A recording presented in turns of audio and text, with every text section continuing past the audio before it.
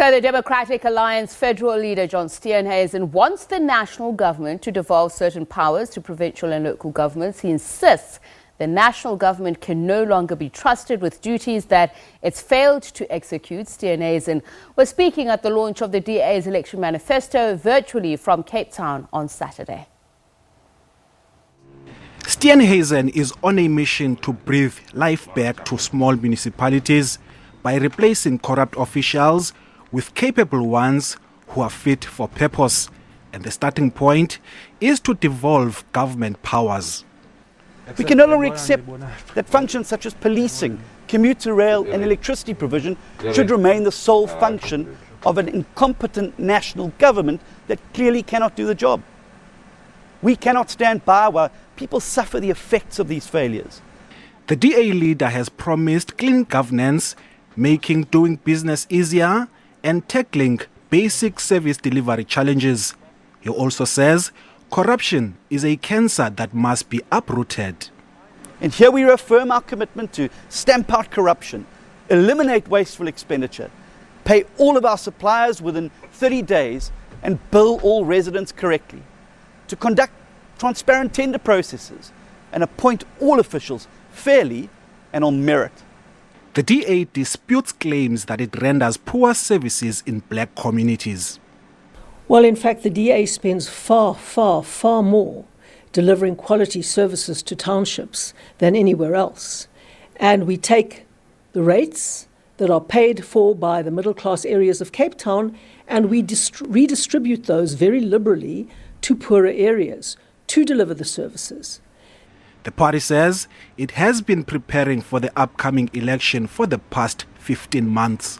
Perhaps this DA manifesto, like those of other political parties, can only be proved successful once the promises translate into delivery and improve the lived experiences of the people on the ground. Ulelani Philip, SABC News, Cape Town.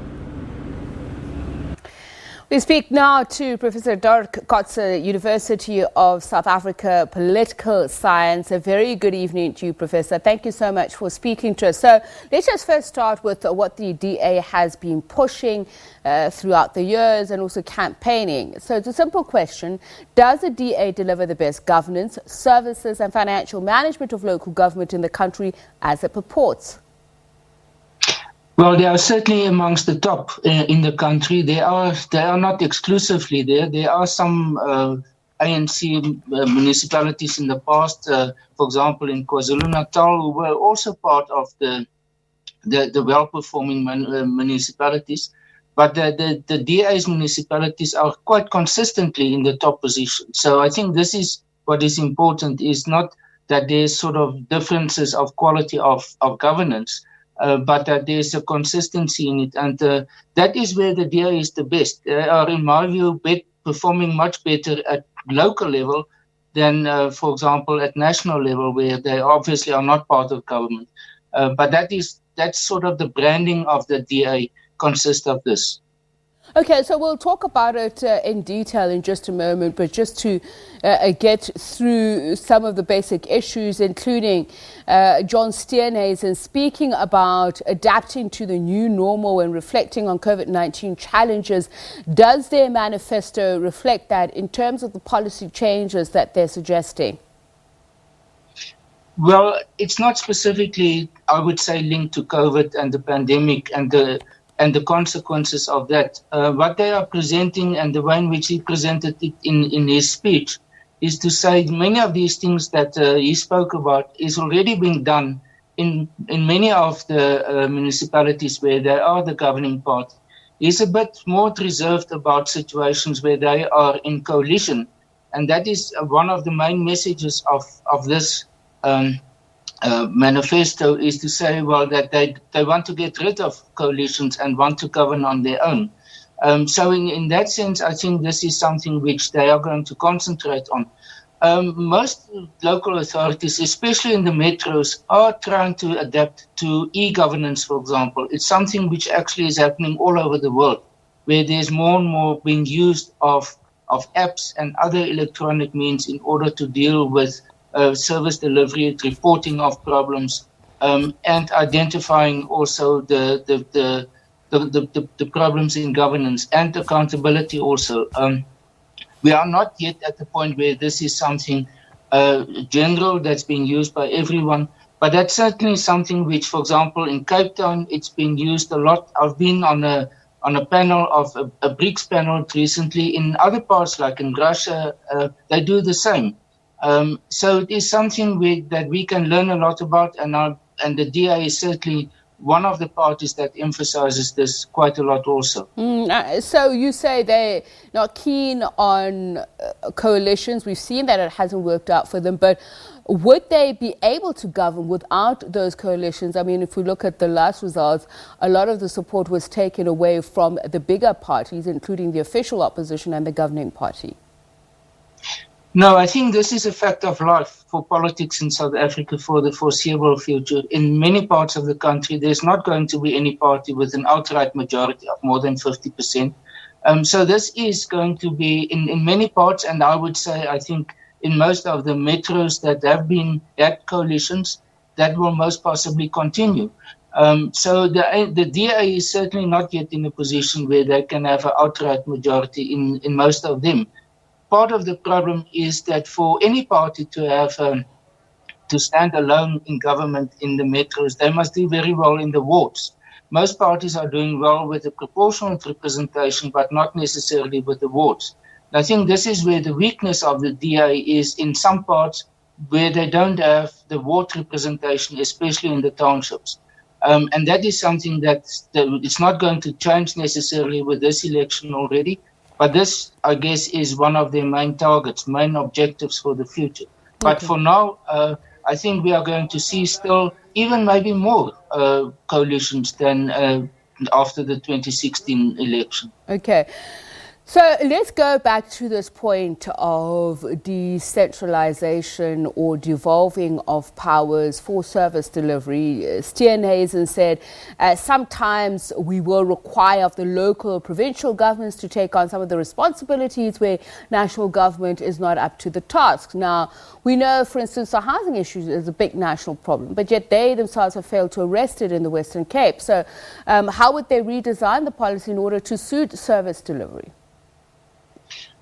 Well, in some cases, it's a constitutional matter, and that they won't be able to change. But in some instances, and he referred specifically to policing and the pressure that exists there in order to centralize the Metropolitan Police, he wants to keep the police at the lowest level possible. And I think the fact that the South African Police Service is essentially organized on the basis of the provinces and provincial government.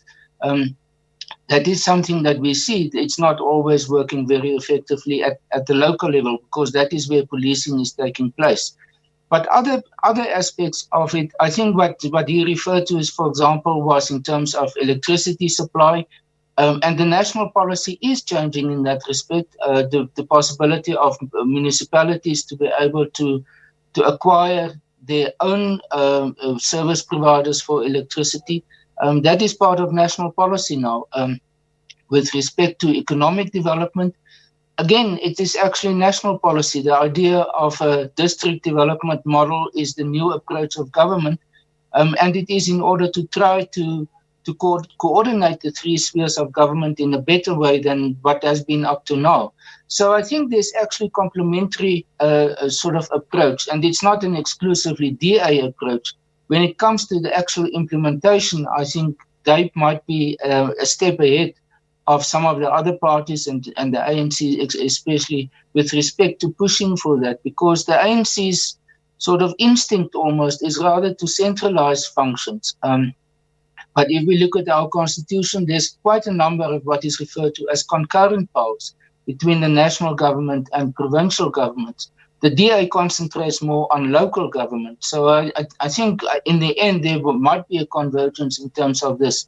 But what we are seeing in many local circumstances is how people start to take initiative themselves.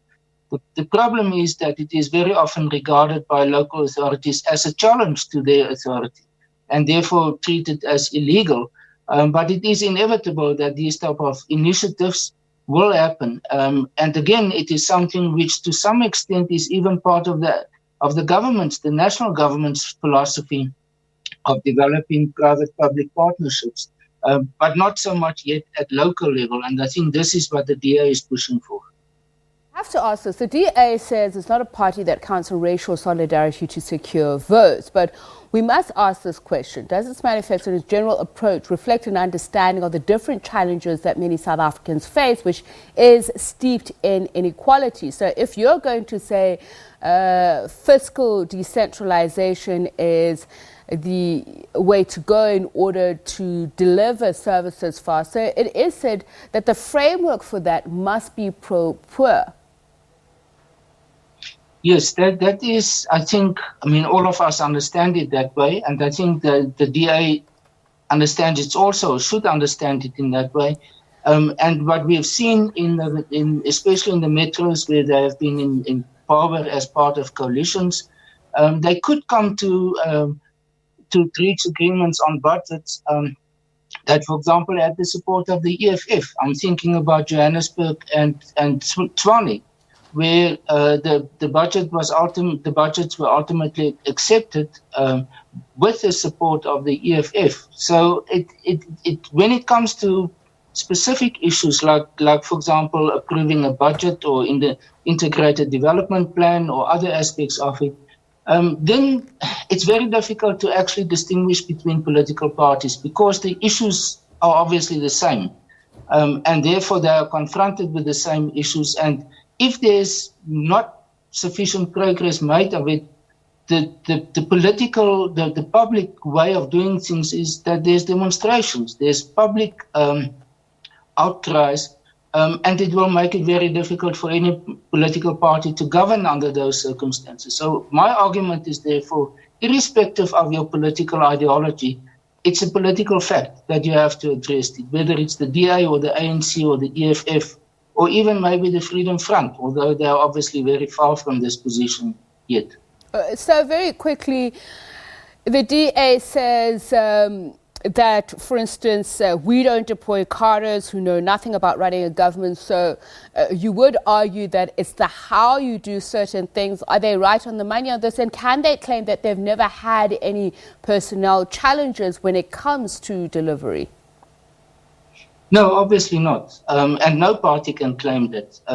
Even the most perfect party cannot claim that. That's part of the internal problems or issues that parties are confronted with. But I think in the end, the question is, what is the public perception?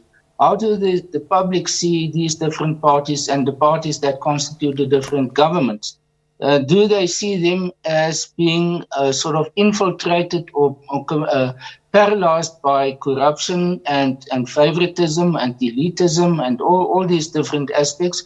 Or is it the parties that in general are serving the general purpose and good, the public good for a particular area? And that is what the election obviously is going to be about, is how to answer that question. And it's a brilliant question for our viewers as well, which is what we're asking them as well, whether or not they'd vote for the DA following that manifesto launch. Thank you for your time and insights, Professor Dirk Kotze, lecturer in political sciences at UNISA. Very much appreciated. Let's take you to this live now where the police minister